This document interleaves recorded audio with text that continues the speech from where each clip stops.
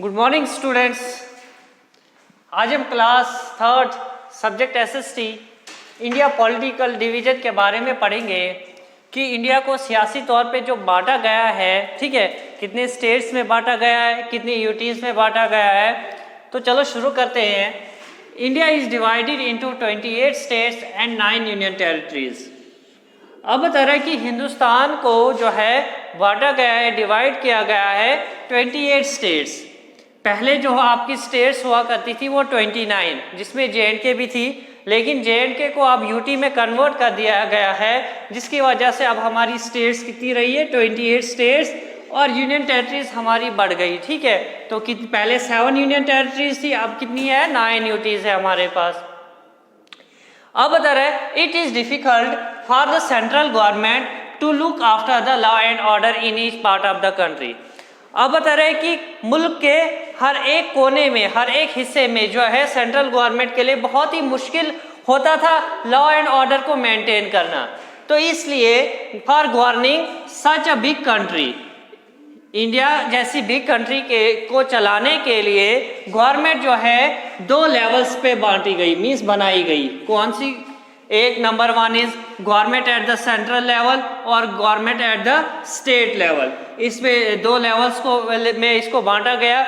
जो central level पे है उसको हम सेंट्रल गवर्नमेंट कहते हैं, और जो स्टेट लेवल पे होती है उसको हम क्या कहते हैं? स्टेट गवर्नमेंट कहते हैं।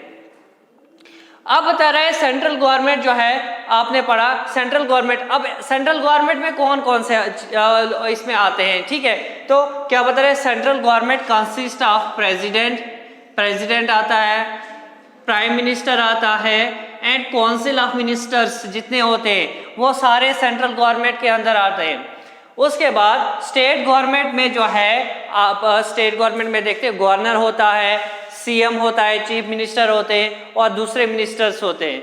तो ये सेंट्रल और स्टेट गवर्नमेंट में जो जो चीज़ें आती है। उसके बाद बता रहे हैं each state has a government of its own.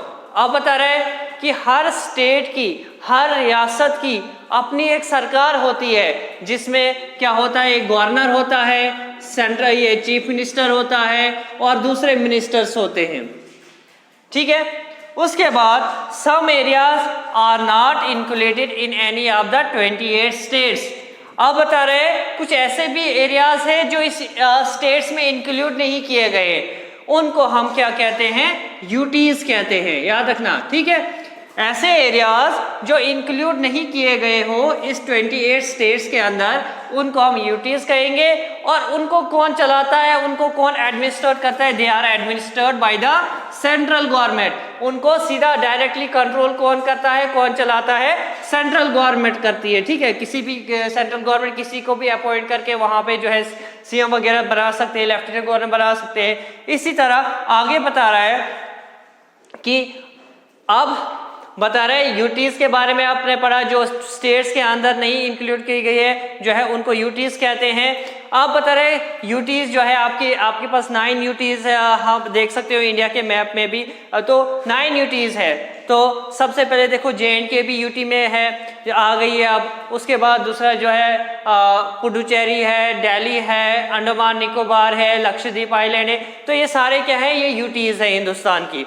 अब बताएं बिगेस्ट यूटी कौन सी है? अंडमान एंड निकोबार जो है बिगेस्ट यूटी है। और सबसे स्मॉलेस्ट कौन सी है? लक्षद्वीप आइलैंड। ठीक है, तो ये आज हमने पढ़ा स्टेट्स और यूनियन टेरिटरीज के बारे में, कि आपने पढ़ा कि हिंदुस्तान की रियासतें 28 रियासतें हैं, ठीक है, और 9 यूनियन टेरिटरीज है। और अब बता रहे कि इसी तरह आपने पढ़ा कि सेंट्रल गवर्नमेंट को जो है बहुत ही मुश्किल हो रहा था मेंटेन करना law and order in each part of the country में। तो इस बड़ी सी कंट्री को चलाने के लिए गवर्नमेंट जो है 2 लेवल्स पे बनाई गई, एक सेंट्रल लेवल पे जिसको हम सेंट्रल गवर्नमेंट कहते हैं, और जो दूसरी स्टेट लेवल पे जिसको हम स्टेट गवर्नमेंट कहते हैं। तो सेंट्रल गवर्नमेंट के अंदर प्रेसिडेंट, प्राइम मिनिस्टर और काउंसिल ऑफ मिनिस्टर्स आते हैं। स्टेट गवर्नमेंट में गवर्नर, सीएम, दूसरे मिनिस्टर्स आते हैं। तो हर एक स्टेट की आपने पढ़ा ये भी कि हर एक स्टेट की अपनी गवर्नमेंट है, जिसमें गवर्नर होता है, सीएम होता है, दूसरे मिनिस्टर्स होते हैं। और उसके बाद आपने पढ़ा यूटीज के बारे में, जो एरिया स्टेट्स के अंदर इंक्लूड नहीं किए गए हैं उनको हम यूटीज कहते हैं। उनको कौन एडमिनिस्टर करता है, उसको सेंट्रल गवर्नमेंट देखती है। उसके बाद जो है आपने पढ़ा बिगेस्ट यूटीज के बारे में, बिगेस्ट कौन सी है, अंडमान एंड निकोबार, और स्मॉलेस्ट यूटी कौन सी है आपकी, लक्षद्वीप आइलैंड। तो ये आज अब हमने इंडिया पॉलिटिकल डिविजन्स के बारे में समझा।